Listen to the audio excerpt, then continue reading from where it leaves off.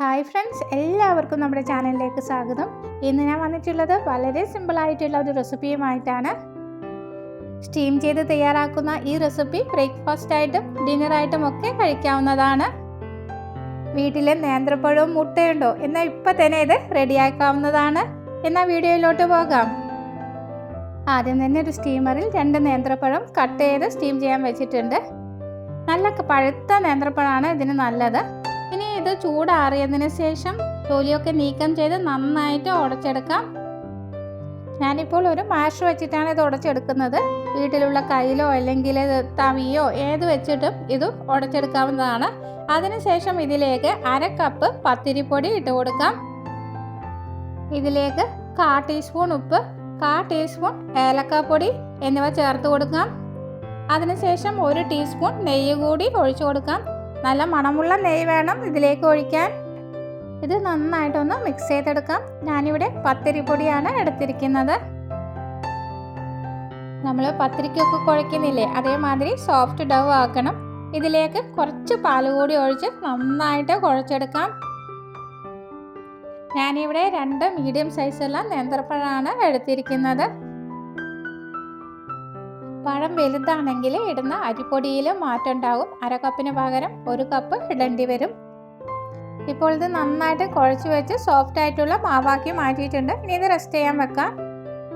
ഇനി ഇതിൻ്റെ ഫില്ലിംഗ് റെഡിയാക്കാം. അതിന് വേണ്ടിയിട്ട് ഒരു പാത്രം അടുപ്പിൽ വെക്കാം. ഇതിലേക്ക് 1 ടീസ്പൂൺ നെയ്യ് ഒഴിച്ചു കൊടുക്കാം. നെയ്യ് ചൂടായതിനു ശേഷം ഇതിലേക്ക് അണ്ടിപ്പരിപ്പ് നുറുക്കിയത് ചേർത്ത് കൊടുക്കാം. ഇതൊന്ന് റോസ്റ്റ് ചെയ്തെടുക്കാം. ഇനി ഇതിലേക്ക് കുറച്ച് റേസിൻസ് കൂടി ഇട്ട് കൊടുക്കാം, അതായത് ഉണക്കമുന്തിരി കൂടി ചേർക്കാം. ഇതുകൂടി നന്നായിട്ടൊന്ന് റോസ്റ്റ് ചെയ്ത ശേഷം ഇതിലേക്ക് 1/2 കപ്പ് തേങ്ങ കൂടി ഇട്ട് കൊടുക്കാം. തേങ്ങ നിങ്ങളുടെ ഇഷ്ടപ്രകാരം കൂട്ടിയോ കുറയ്ക്കുകയൊക്കെ ചെയ്യാം. അതിനുശേഷം ഇതിലേക്ക് 1/4 കപ്പ് പഞ്ചസാര കൂടി ചേർത്ത് കൊടുക്കാം. 1/4 ടീസ്പൂൺ ഏലക്കാപ്പൊടി ചേർത്ത് കൊടുത്ത് നന്നായിട്ട് മിക്സ് ചെയ്തെടുക്കാം. തേങ്ങ സൈഡിലേക്ക് മാറ്റി വെച്ച് ഇതിലേക്ക് 3 മുട്ട പൊട്ടിച്ചൊഴിക്കുന്നുണ്ട്. തീ ഹൈ ഫ്ലെയിമിലേക്ക് ഇട്ട് കൊടുക്കേണ്ടതാണ്. ആദ്യം മുട്ട മാത്രം ഒന്ന് ചിക്കിയെടുക്കാം. അതിനുശേഷം തേങ്ങാക്കൂട്ടും കൂടി മിക്സ് ചെയ്ത് നന്നായിട്ട് ഇതൊന്ന് വറവ് ചെയ്തെടുക്കാം. മുട്ട വറവ് ചെയ്തെടുക്കില്ലേ, അതേ രീതിയിൽ തന്നെ ഇതും ചെയ്തെടുക്കണം. വളരെ ടേസ്റ്റി ആയിട്ടുള്ള ഒരു ഫില്ലിംഗ് ആണ് കേട്ടോ ഇത്. തീ ഹൈ ഫ്ലെയിമിൽ വെച്ച് കൊടുത്ത് നന്നായിട്ട് ഇളക്കി കൊടുക്കണം. ഇപ്പോൾ ഇവിടെ ഇത് റെഡിയായി വന്നിട്ടുണ്ട്. ഇനി നേരത്തെ കുഴച്ച് വച്ചിരിക്കുന്ന മാവ് 2 ഭാഗങ്ങളായിട്ട് എടുക്കാം.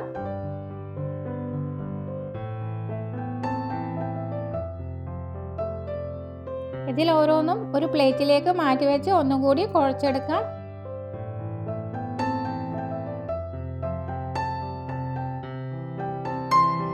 രണ്ട് വാഴയില സ്റ്റീം ചെയ്തെടുക്കുന്ന പാത്രത്തിൻ്റെ അതേ അളവിൽ തന്നെ കട്ട് ചെയ്ത് വെക്കുന്നുണ്ട്.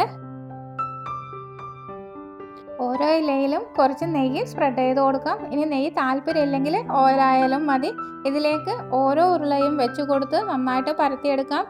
കൈകൊണ്ട് പരത്തിയെടുക്കാം, അതല്ലെങ്കിൽ ചപ്പാത്തിക്കോൽ ഉപയോഗിച്ചിട്ടും പരത്തിയെടുക്കാവുന്നതാണ്. അതിനുശേഷം ഇതിൻ്റെ വക്കൊക്കെ ഒന്ന് ലെവലാക്കി കൊടുക്കാം.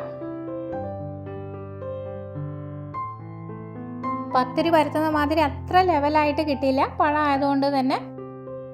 ഇനി ഇതിൻ്റെ മുകളിലേക്ക് ഫില്ലിങ് വെച്ച് കൊടുക്കാം.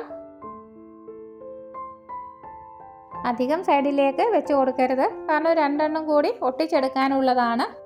നടുവിലേക്കും ബാക്കി എല്ലാ ഭാഗത്തേക്കും സ്പ്രെഡ് ചെയ്തിട്ട് കൊടുക്കാം. 3 മുട്ട തന്നെ എടുക്കാൻ പ്രത്യേകം ശ്രദ്ധിക്കണം.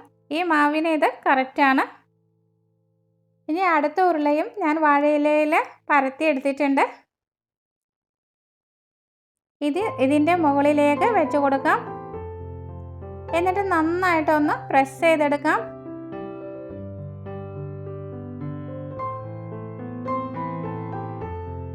ഇപ്പോൾ ഇത് നന്നായിട്ട് ഒട്ടി വന്നിട്ടുണ്ട്. അരികൊക്കെ ഒന്ന് ഷേപ്പ് ചെയ്ത് കൊടുക്കാം. ഇനിയില്ല, ഇതിൻ്റെ മുകളിലേക്കൊന്ന് വെച്ച് കൊടുക്കുന്നുണ്ട്. നന്നായിട്ടൊന്ന് പ്രസ് ചെയ്തെടുക്കാം. അതിനുശേഷം ഏത് പാത്രത്തിലാണ് സ്റ്റീം ചെയ്യുന്നത് അതിലേക്ക് ഇത് വെച്ച് കൊടുക്കാം. ഞാനിവിടെ ഒരു സ്റ്റീമർ അടുപ്പിൽ വെച്ചിട്ടുണ്ട്. അതിലേക്ക് ഈ പാത്രം വെച്ച് കൊടുക്കാം. ഇനി ഒരു 15 മിനിറ്റ് സ്റ്റീം ചെയ്തെടുക്കാം. പഴം ആദ്യം വേവിച്ചെടുത്തതാണ്. പത്തിരിപ്പൊടി ഒന്ന് വേവാൻ വേണ്ടിയിട്ടാണ് 15 മിനിറ്റ് എടുത്തിരിക്കുന്നത്. 15 മിനിറ്റ് കഴിഞ്ഞതിന് ശേഷം ഒന്ന് ചൂടാറിയ ശേഷം ഈ പാത്രം എടുത്ത് മാറ്റാം. നന്നായി ചൂടാറിയതിന് ശേഷം ഇത് കട്ട് ചെയ്യാം. ചൂടോടുകൂടി സെർവ് ചെയ്യാവുന്നതാണ്. വളരെ ടേസ്റ്റിയാണ്. അതേമാതിരി വളരെ സിമ്പിളായിട്ട് സ്റ്റീം ചെയ്തെടുക്കാൻ പറ്റുന്ന ഒരു പലഹാരമാണിത്. എല്ലാവരും ഇത് തയ്യാറാക്കി നോക്കിയിട്ട് ഫീഡ്ബാക്ക് അറിയിക്കണം കേട്ടോ. ഇഷ്ടപ്പെടുകയാണെങ്കിൽ ലൈക്ക് ചെയ്യാനും ഫ്രണ്ട്സിന് ഷെയർ ചെയ്ത് കൊടുക്കാനും മറക്കരുത് കേട്ടോ. പുതുതായി ഏതെങ്കിലും കൂട്ടുകാർ കാണുന്നുണ്ടെങ്കിൽ ചാനലിനെ സപ്പോർട്ട് ചെയ്ത് സബ് ചെയ്യാൻ മറന്നു പോകരുത് കേട്ടോ. പിന്നെ വലതുവശത്ത് കാണുന്ന ബെല്ലൈക്കൺ കൂടി ക്ലിക്ക് ചെയ്ത് ഓൾ എന്ന് അമർത്തിയാൽ മാത്രമേ ഞാനിടുന്ന അടുത്ത വീഡിയോയുടെ നോട്ടിഫിക്കേഷൻ നിങ്ങൾക്ക് ലഭിക്കുകയുള്ളൂ. അടുത്ത നല്ലൊരു വീഡിയോയുമായി വീണ്ടും കാണാം. Thank you for watching. By.